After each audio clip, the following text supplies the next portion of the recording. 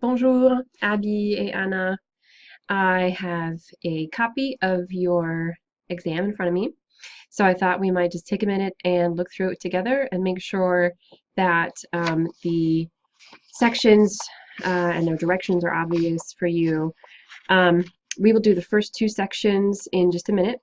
Those are both listening sections. I'll be reading little bits and you are answering questions as they're asked. You have vocabulaire, section 3, that's just matching. Should be super easy. Imparfait on section 4, conjugating the verb in parentheses in the imparfait. So there's no choice to be made there between our two past tenses that we've studied. You're just putting each verb in the imparfait in section 4. Section 5 is where you do have to decide imparfait, as you did in section 4, or passé composé. So which of those two past tenses is the correct one to use in the situation provided. So take a look at how section 5 is described there. Imparfait versus passé composé.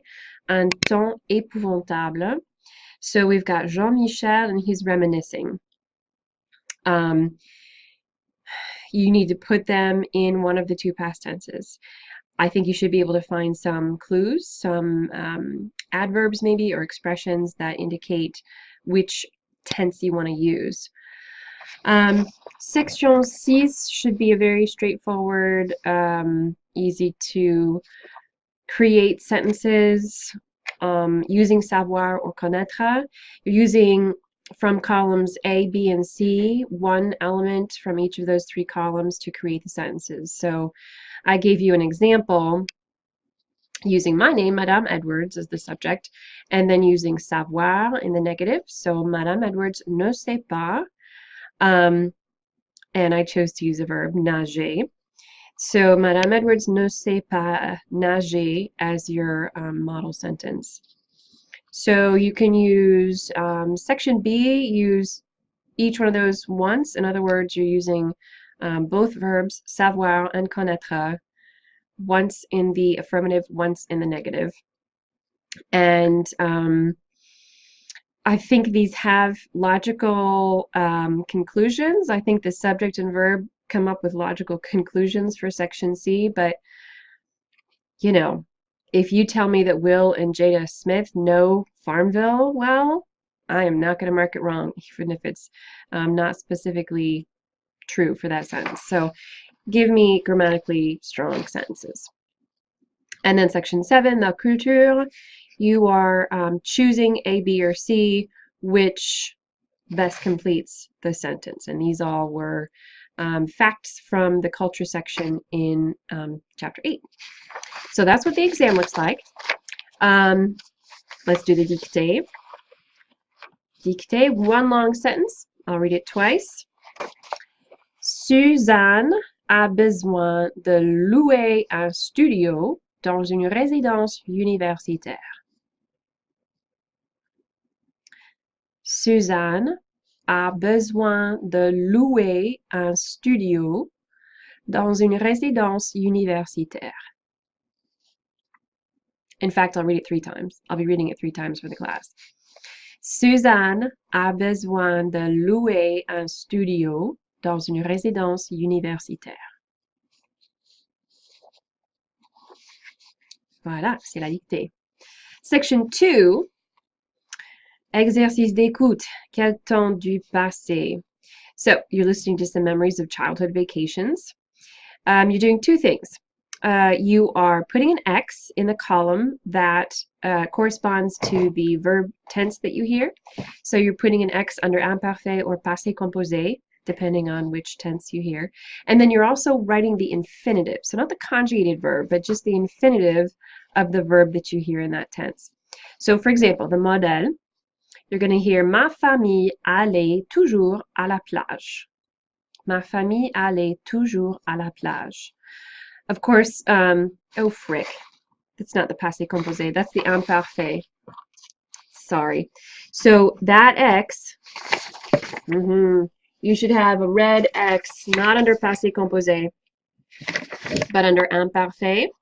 Voilà. Obviously, I changed that after I did the model. So, ma famille allait toujours à la plage.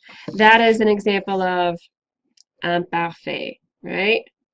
Okay. And then I have, everything is backwards. I have listed aller as the infinitive of that verb form. All right, so numéro 1. Tous les ans, nous passions les vacances dans une maison près de l'océan. Tous les ans, nous passions les vacances dans une maison près de l'océan. So you'll hear each of these 3 times. Tous les ans, nous passions les vacances dans une maison près de l'océan. Numéro 2. Il faisait souvent du soleil. Il faisait souvent du soleil. Il faisait souvent du soleil. Numéro 3. Une année, nous sommes restés dans un hôtel. Une année, nous sommes restés dans un hôtel. Une année, nous sommes restés dans un hôtel. Numéro 3. Je n'aimais pas cette idée. Je n'aimais pas cette idée. Je n'aimais pas cette idée. Et numéro 5. L'année prochaine, nous sommes retournés à notre maison préférée. L'année prochaine, nous sommes retournés à notre maison préférée.